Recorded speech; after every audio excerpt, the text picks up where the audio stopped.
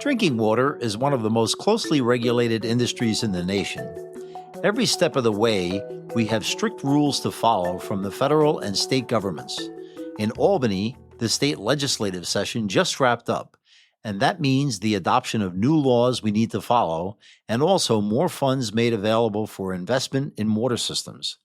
Hello, I'm Joe Pokorny, Deputy CEO for Operations at the Suffolk County Water Authority, which provides drinking water to approximately 1.2 million residents in Suffolk County, New York. This week, I'm filling in for Jeff Szabo. In addition to my role at SCWA, I also serve as the chair of the Water Utility Council of the New York State section of the American Water Works Association. In that capacity, I work closely with water providers from across the state to ensure sound policies and regulations are developed to protect drinking water and the infrastructure that delivers it.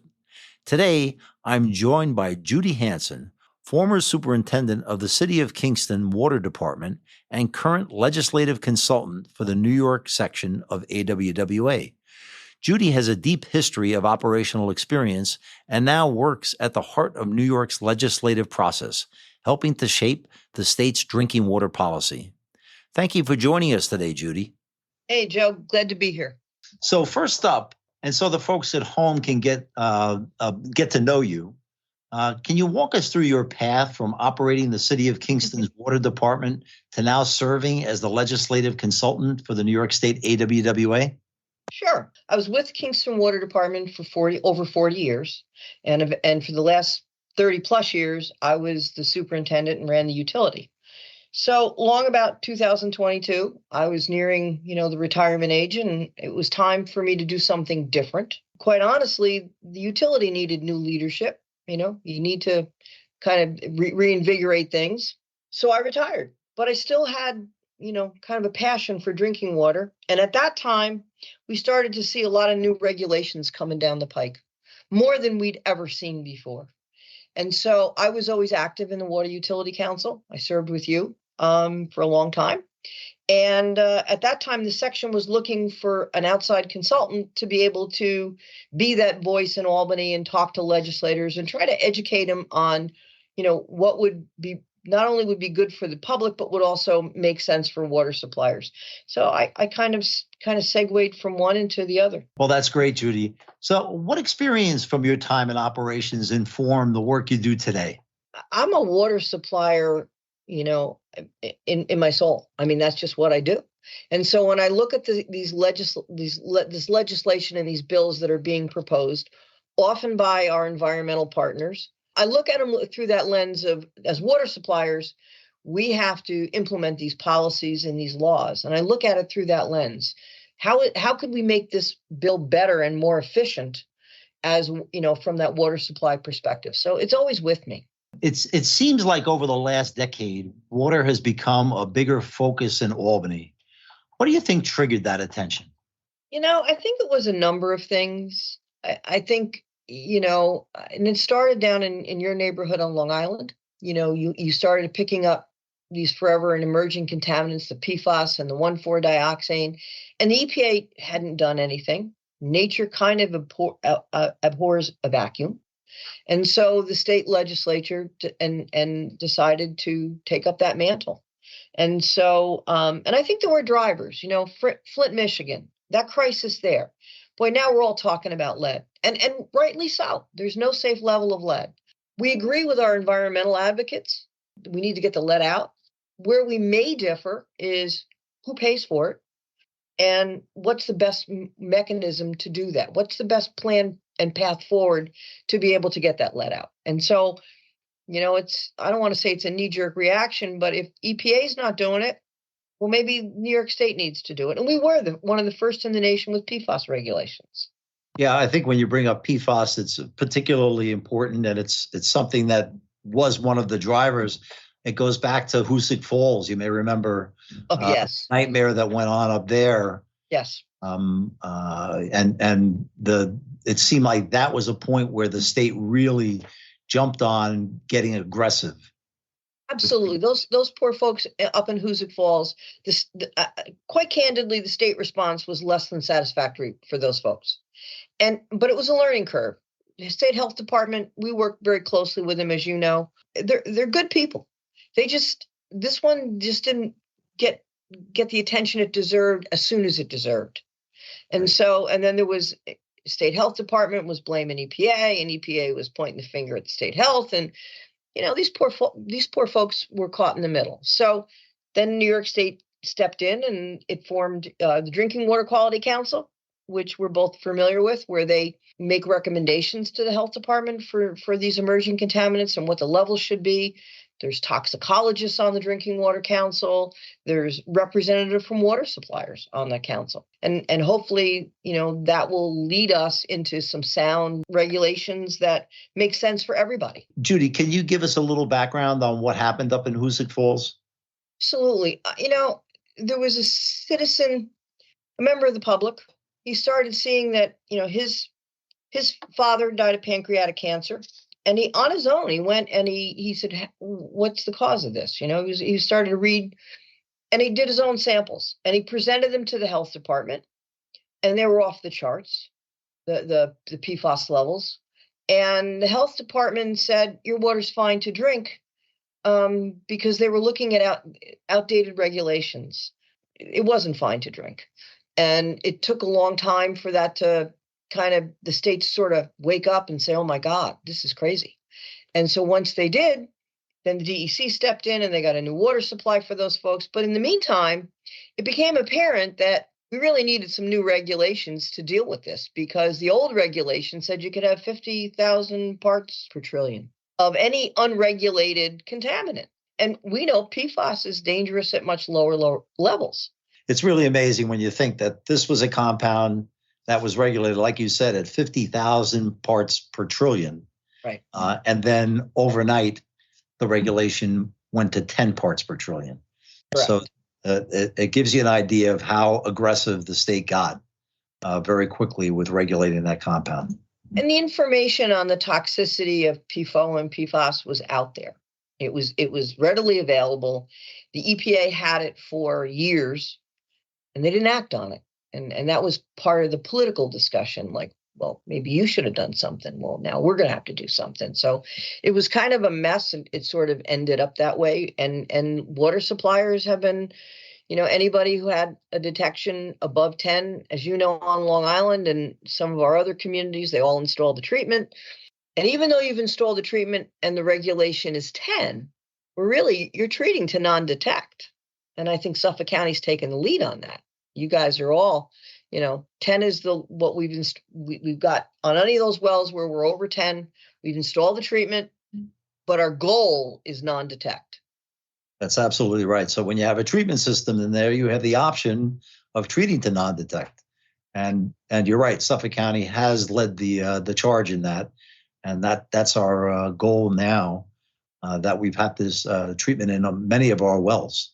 You talk to any other water supplier that has the treatment around the state, they may not have stated that that's their goal, but that is their practice. They're all treating to non-detect. Right. Well, every customer that you speak to, if you talk to them about contamination in their water, they'd like to see nothing. That's the universal answer from customers. They don't want anything in their water, and water suppliers have to be sensitive to that.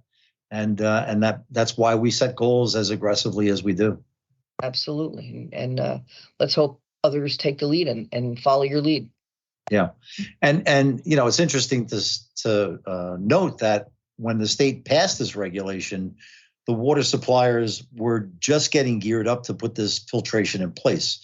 So it took many years for a lot of water suppliers to get there.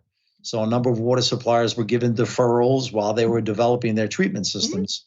But eventually everybody came around and got them installed. Here on Long Island, it's been a Herculean effort to get this type of treatment installed. Right. And amid a pandemic, a lot of this was going on. We had supply chain issues. Not every firm, not every consulting firm that you might engage was qualified to do these designs. So there were supply chain issues all over, and it's expensive. It's very expensive. And the public needs to understand that yes, as a water supplier, we're going to do everything that we have to do, and we're public health. We're involved with the public health. We're going to do everything to make that water as free of contaminants as we can. But there is a cost to that, and that has to be borne by the ratepayers. Less, there's grants out there, and you leverage those as best you can. But at the end of the day, it's the ratepayer. So it's interesting that you start talking about money, and I know that New York State allocated significant funding for water infrastructure in this year's budget, but can you explain how that funding is structured and what kind of projects it supports? Sure. I mean, since 2000, this year in this year's budget, the legislature and the governor allocated $500 million. And they've been doing that since 2017. I think there's some $6 billion that they've allocated for water supply for 2017. Some of that money is earmarked for emerging contaminant removal treatment systems. Some is, going to be earmarked for lead service line replacement work. Some is septic systems on Long Island. I think there's something like $30 million to replace aging and failing septic systems on Long Island and other places throughout the state. But the bulk of that money, the need is greatest on Long Island for the septic system issue in terms of numbers. And so I think the bulk of the money is being used there. And so, and there's some other climate change things that are also in that money, but a lot of it will turn out to be for grants.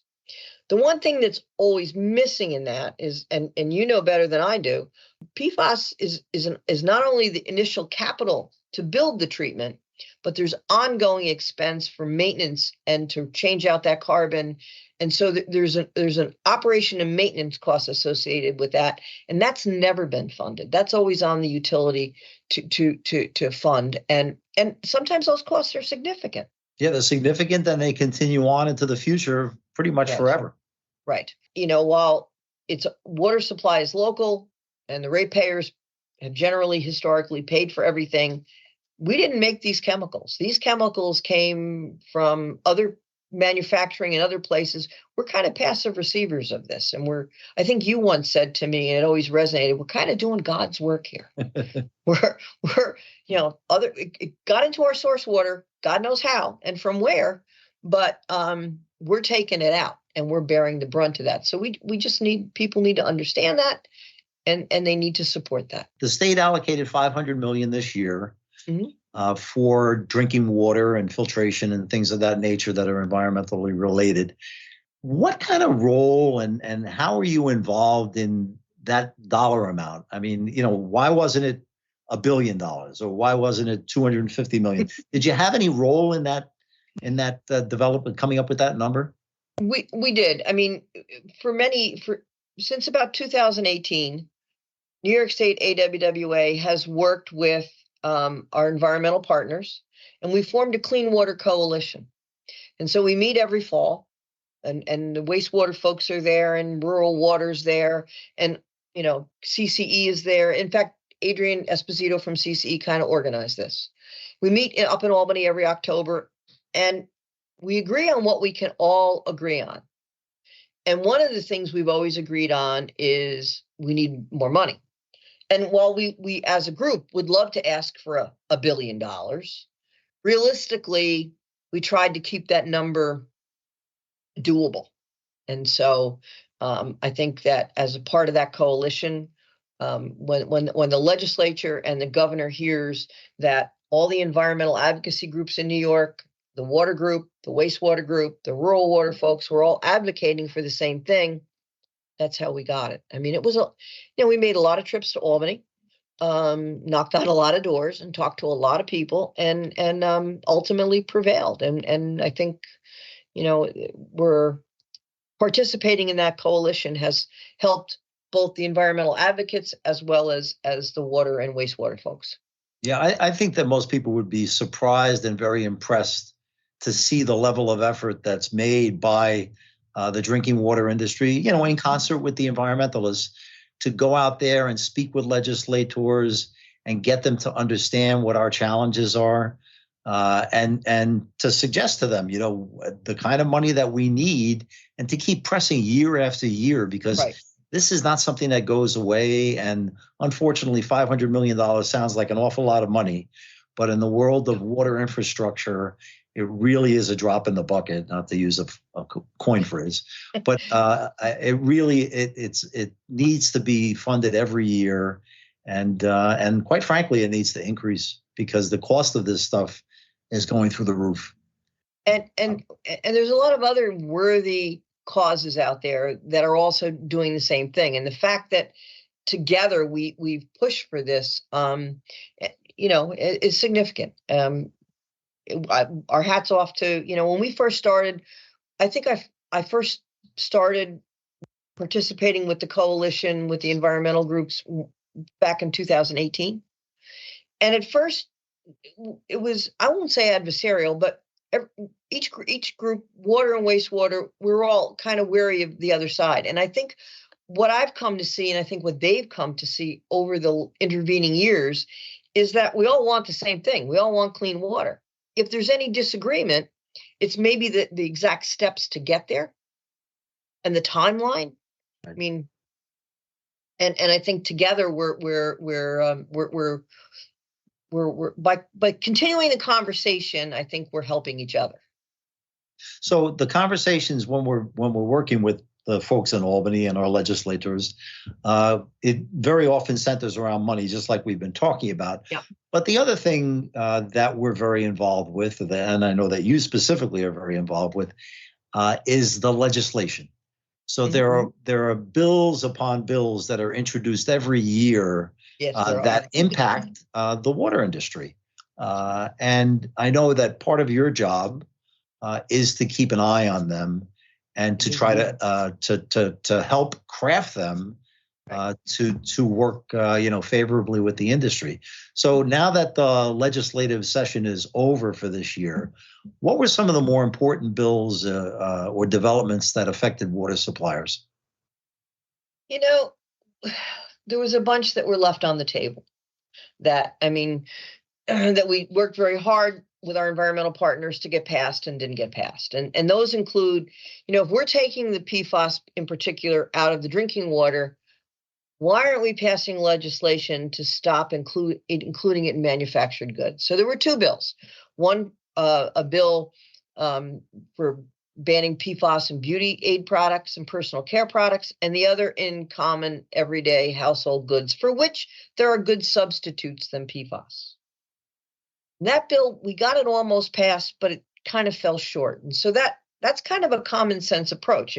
If drinking water systems are going to have to keep taking this out, why are we still putting it into our system, into the environment? So those were two disappointing, and we'll work again next year. We'll start, January starts it up again, and we'll work on it. The other one was SWAP, which is a bill that would, it's like everyone understands what the CHIPS money does for highways and bridges. This was a similar program that would allocate to water utilities and to cities and towns and villages a set amount of money out of the budget every year for smaller, not big projects, not multi-million-dollar projects, but small projects to be able to, maybe for O&M, maybe for catch basin work or whatever. And that bill, Association of New York Mayors Association, the Association of Counties, Association of Towns, our environmental folks, water systems, wastewater systems, we all want it. We just got to push to, if the people want it, why aren't we getting it? And so we have to break down that barrier. So those are great examples of bills that you've been working on and working with the legislature on. Were there any surprises this year? Any last minute surprises? Oh my gosh, yes. The Open Water Data Act got passed. We don't actually oppose any bills. We make suggestions on how they could be made better. The Open Water Data Act is a very, in my opinion, very ambitious bill where all the water of any kind, any water data that's collected by state agencies goes and becomes into a public database that the public can look at. So in theory, that's great.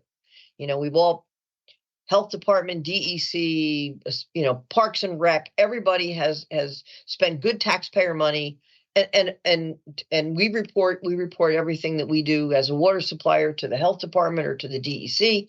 All that information is out there in public. Our concern with that bill is the security information. There's certain, especially now with the threat environment being what it is, cyber attacks are very, very likely, and we have to be be vigilant for those. And I also think that to turn over our emergency plans and our vulnerability assessments, you're really giving anybody who wants to do anything dastardly or malevolent acts against a water utility, you're giving them a blueprint.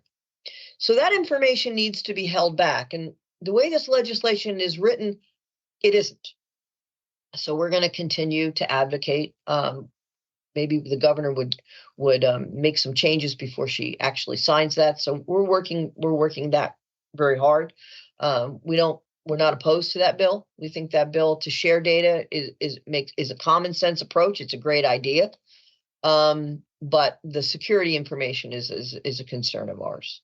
This is something that comes up quite often, where we know that the legislators have the best intentions. Yes. When they want to share data for the purposes of making things more efficient, or getting universities and colleges involved in looking at data to make decisions about planning and policies. But unfortunately, very often they have unintended consequences that the policymakers don't know about. And so that's one of your big roles, right? Is to let them know about these unintended consequences. And as my Irish grandmother used to say, the devil's always in the details. And that's what we tried to educate them on, that this is great, but if you do this, then this could happen. And so that was one of the other one was a cyber bill that just got signed into law. That was kind of a surprise, right? Oh my gosh, yes. Because we had, as water suppliers, Joe, you and I were on calls with the health department and DEC to be able to give them input, because they were supposed to be crafting these regulations for water and wastewater. And this bill got signed. It passed in the 11th hour, literally, and got signed in rapid speed. I've never seen bills. Usually it's months before they get sent to the governor for signature. This one, I don't think the ink was dry before. So it had to be something that the governor actually wanted. And we all agree cybersecurity is a huge issue, and we need to do a great job. We can't afford not to do a wonderful job because on the cybersecurity issue, because we have to stop everyone, and they can make the hackers can make hundreds of attempts, and if they're successful ones, we have to thwart them every single time. But this bill is very prescriptive. It also makes us report all attempts. And I got to believe a utility like Suffolk County, like your utility, you have IT professionals, cyber professionals on staff. They're thwarting attempts all the time. The problem is the same this regulation that applies to you, and you're not going to have any problem meeting that, also applies to the small village with 1,000 customers. And so how they're going to do all this and even understand the requirements, that's a concern for us. Yeah, this is something that I've learned and developed an appreciation for, is that this state has how many drinking water systems? Over 4,000 drinking water systems in New York State. Yep. And they vary tremendously from large systems like the Suffolk County Water Authority or the New York City DEP to very, very small systems that serve 20 or 30 homes. Yes. And they're all subject to very, very similar regulations. And it's a challenge. And it's a challenge for the smaller suppliers to keep up with these regulations. And I think it's a challenge for the regulators to develop regulations that, one size fits all. It's really not possible. Very, very difficult for them. No, and I think the health department was trying not to do that, to their credit. They were trying to have a broad framework that was not a one size fits all, that a lot of the solution for some of the small systems is to just don't be on the internet, to run their systems manually. And that may be a solution for some. And the other challenge that the smaller systems have, and I've come to see that, is that, there's 5 feet folks in that water utility. And not only do they run the water utility, but they check on the wastewater plant, and they might even plow the streets in the winter and pave, patch the holes in the street. So they're jacks of all trades, and they don't really have the time to focus on this. And so that's going to be a challenge for them, and the section is going to have to help them, and we're dedicated to that, and that's what we do. So awful lot that went on this year. Yes. It's kind of a relief when we get to the end of the legislative session, but there's another one coming very soon. What's out there? Are there any unresolved issues that are going to come back next year? Road salt. I mean, we've all talked about, it's not that we want road salt to be banned, but we think that it's being overused, and we think there needs to be some best practices adopted. That there's 2 bills out there that we worked very closely with Senator Harcum. He's a sponsor of both of them. And that affects all utilities, surface and groundwater. And we're hoping to get that done. There's a couple of bills out there, believe it or not, water utility workers get assaulted by the public. And we're looking for those, both bills that I'm familiar with, to raise that from a misdemeanor to a felony. Meter readers shouldn't think that part of their job is to not get assaulted. So absolutely, no question about that. They're just out there doing their job. Yeah, so what about affordability? I know that there's been a lot of discussion about water affordability, and we're looking at all these regulations related to lead line replacement and PFAS and other big ticket items that all mean that the utility has to invest more in its infrastructure and raise rates. How is affordability being addressed? Well, there's several bills that are mandating. I mean, we get lumped as just like the gas and electric utilities. The difference there is in New York State, 95 or 96% of all water utilities are government owned or state chartered authorities like Suffolk County Water Authority. So we don't have stockholder, shareholder equity that we can draw funds from. So there's regulations that are being proposed to give mandatory discounts to certain groups, seniors, disabled. That's great.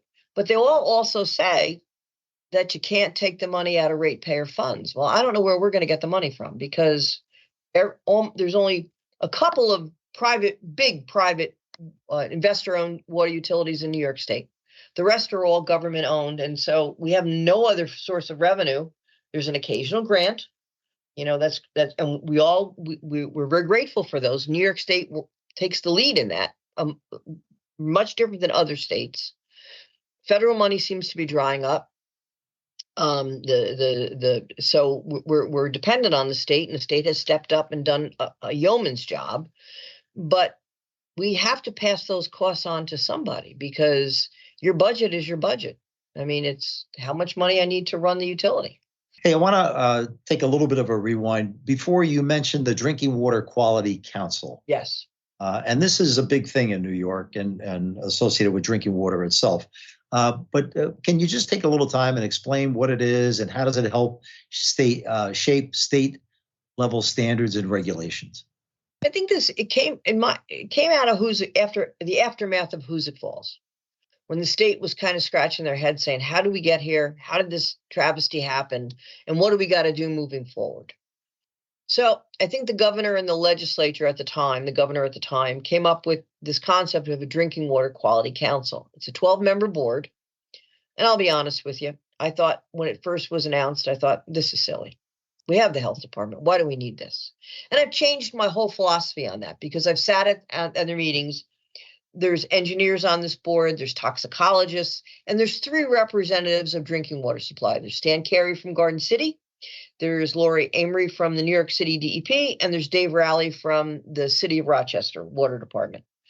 And they're there to represent the water utilities, because any regulations that the health department still passes and formulates all drinking water regulations, but this body, this deliberative body, makes recommendations to the health department for these emerging contaminants. And I think it's an open public process. We just had a meeting back in June 24th. Public can comment, and it's the meetings are webcast. There's usually a center on Long Island where you can actually go in person. There's one in Albany. It's kind of a simulcast sort of thing, and it's open and transparent. And out of that, they'll make a recommendation to the health department for a PFAS reg. And so now, I think right now they're grappling with, New York has a regulation of 10. EPA has kind of put their regulation of 4 part per trillion on hold. What is New York going to do? Because quite honestly, how do you as a water supplier go out and tell the public, well, right now, 10 is the standard, and if your water has 5, it's okay to drink. And this happened in a community next to me. But the number 4 is out there. How do you explain that in 2029, that water may not be good to drink, but it's okay to drink now? That makes no sense. And that's why I think your utility adopted 4. You went to 4, and your goal is non-detect, and there's no further discussion. But not every utility is like that. So I think the next step is they're going to make a recommendation on New York State to lower those PFAS regs, whether it's 4, whether it's another number. I don't know. I don't know what that's going to be.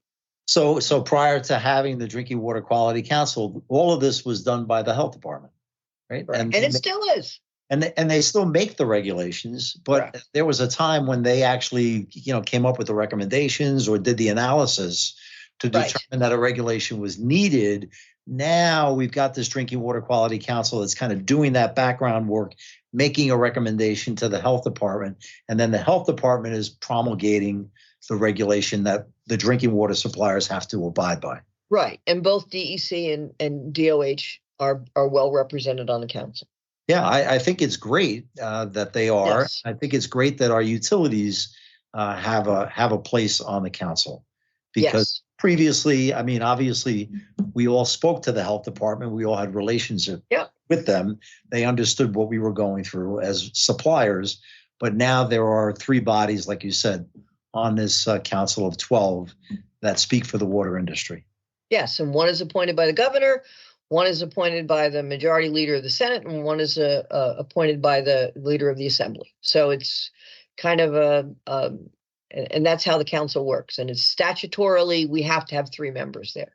Yeah. And so that's kind of nice. So stepping it up to the federal level, at the federal level, there's the EPA that makes regulations. Yes. There have been shifts in leadership at the EPA. We have a new president. What should New York utilities be watching for right now from the EPA?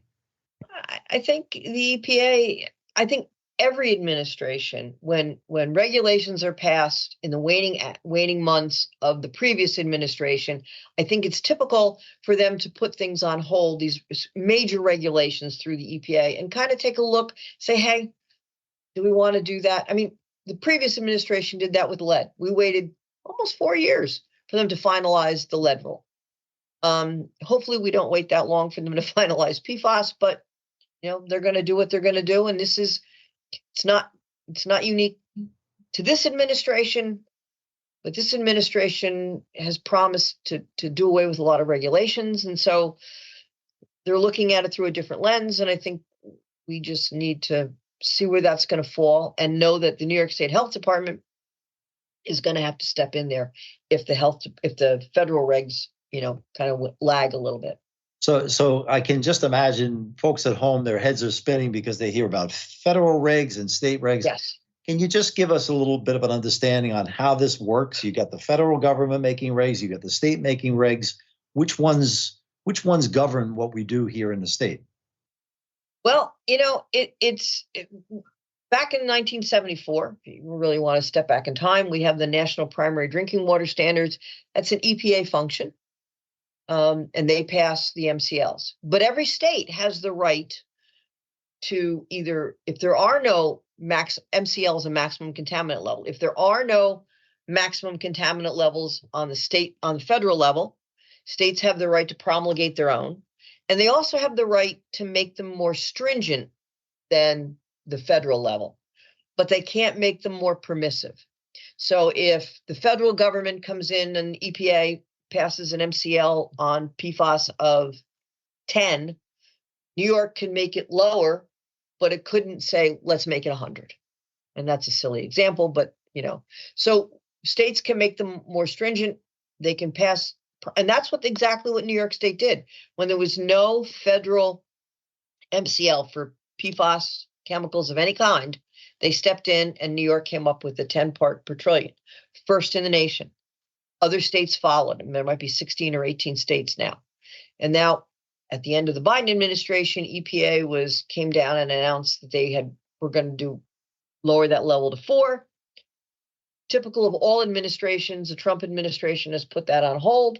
We'll see where that shakes out, but we just have to wait. In the meantime, New York, it's likely that New York may step in and promulgate a lower regulation than 10. Well, that's all great insight into the drinking water industry and the regulations that surround it. So I want to thank you very much. Hey, it was fun. It's been fun. Water providers are on the front lines of protecting public health, but we can't do it alone. The laws passed in Albany and Washington determine how we test, treat, and deliver your drinking water. That's why it's critical we have experienced voices like Judy's helping to guide this policy. Judy, I want to once again thank you for joining us today. It's been a pleasure speaking with you, and I look forward to speaking with you again shortly. Absolutely, Joe. You're welcome. Great opportunity. Thank you. What About Water is produced by Jeff Sabo, Theodore Aponte, and Dan Dubois. If you enjoyed What About Water, be sure to rate us and to leave a review. Help spread the word by telling a friend and by following the Suffolk County Water Authority on Facebook, Instagram, and Twitter. I'm Jeff Sabo.